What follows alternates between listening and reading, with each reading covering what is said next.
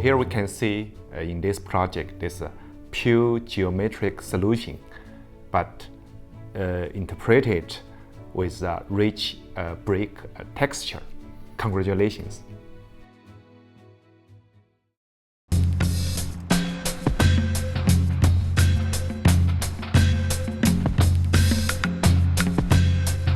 In the background, the newly built Olympic Park grounds in London. In the foreground, the building responsible for providing all of the new stadiums and venues with power. Designed by NORD Architecture in Scotland. Out of a run-down neighbourhood, a showpiece of urban planning has developed in the last few years.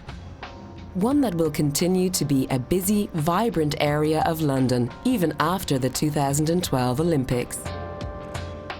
The substation is a central point of electrical distribution of electrical energy on the Olympic Park. Its purpose is primarily to take energy from the national grid within the UK to transmit and distribute that energy to the various venues and what will be homes and communities within the Olympic Park.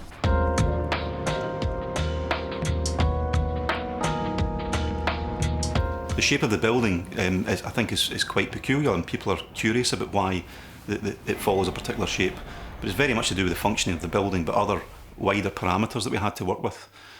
The other thing I think was one of the biggest challenges we had was that it was the first building out of the ground, and we really didn't have a lot of context to work with. You know, people, architects are always quite, they always respond to context, whether it's adjoining buildings, heights of buildings. We were having to try and think ahead. What was the legacy of the park? So what would the future of the park be? So that was one big consideration, is how this building would sit within the context of a future London. You know, how would this park evolve after the Olympic Games? We might have residential flats round about the building. We might have offices. You really don't know. So that was one of the reasons we're very keen to look at the brick covering the whole building. Perhaps no other city has been so traditionally characterized by brick as London.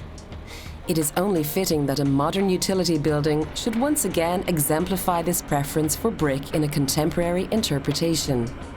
The technical inner workings remain invisible, however, hidden from the outside within the sophisticated black system of cubes.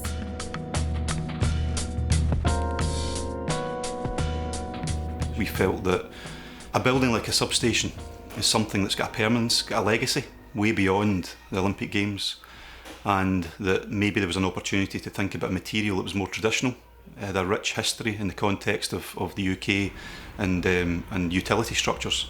So we thought about brick as a familiar material, but the black brick is something that evolved out of a really comprehensive study of East London. We did a photographic study of about 250 buildings, which are black, some painted black, some gloss black. So it's something that just started to evolve over time. And also, I think there was this idea about the permanence of the building, something that would be there for hundreds of years. British brick architecture was, in fact, one of their top export products during the late 19th century.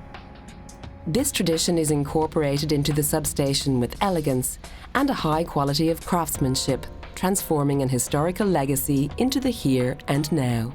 Bricks are an amazing material in terms of its craftsmanship and level of detail. Now, what's interesting about this building is it looks very simple. It looks like one big, simple brick box or container, but it's very complicated, it's very elaborate. So what you'll see in the building is a very simple brick bond up to a datum level, and then the brick starts to change. The detailing of it gets slightly more complex as it does different things. So the brick in the substation is simply a veneer, so it's purely aesthetic in some places. It's structural in some places, so it's tied back and actually load-bearing. Some places it's the roofscape, and in other places it's decorative and provides just screening to the ventilation coolers. What appears at first glance as a simple and straightforward utility building is actually a precise and thoroughly conceived, finely composed construction. Here, brick can play out all of its advantages. It produces compact formations, beautiful structures in relief, and, where it's beneficial, it leaves openings for ventilation. Ultimately, the substation should continue to provide its services years after the Olympic Games are over. It's very important to us that buildings of this nature get recognised. The historical context of the substation, it is a utility infrastructure, it is a utility building, and obviously brick for us very much fits with the heritage of the area. You know, I think that's really clear to see in the substation. It was, you know, taking an idea, one idea of a material, and really taking it to its extreme and trying to use it in every way, shape or form.